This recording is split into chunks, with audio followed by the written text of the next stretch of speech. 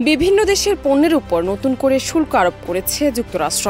এই তালিকায় রয়েছে বাংলাদেশের নামও। ট্রাম্পের নতুন সিদ্ধান্ত অনুযায়ী বাংলাদেশি পণ্যের উপর শুল্ক 15% থেকে বাড়িয়ে 37% করা হয়েছে। বিশ্বব্যাপী আরোপ করা এই শুল্ককে বাণিজ্য যুদ্ধ হিসেবে আখ্যায়িত করেছে অনেক দেশ। এ নিয়ে প্রধান উপদেষ্টার প্রেস সেক্রেটারি শফিকুল আলম তার ফেসবুক আইডিতে একটি স্ট্যাটাস দেন। তাতে তিনি লিখেন, বাংলাদেশ যুক্তরাষ্ট্র থেকে আমদানি করা পণ্যের উপর শুল্ক পুনর্বিবেচনা করছে।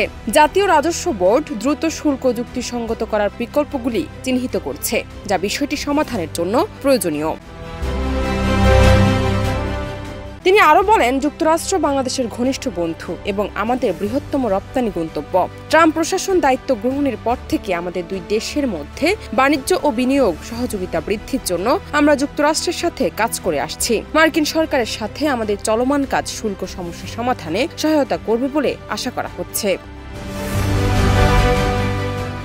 বাংলাদেশের অন্যতম প্রধান রপ্তানি বাজার যুক্তরাষ্ট্র, যেখানে বছরে প্রায় $8.4 বিলিয়ন পণ্য রপ্তানি করা হয়, যার বড় অংশই তৈরি পোশাক। নতুন শুল্ক বৃদ্ধির ফলে বাংলাদেশি পোশাক রপ্তানি ব্যাহত হতে পারে, যা অর্থনীতির জন্য বড় চ্যালেঞ্জ হয়ে দাঁড়াবে।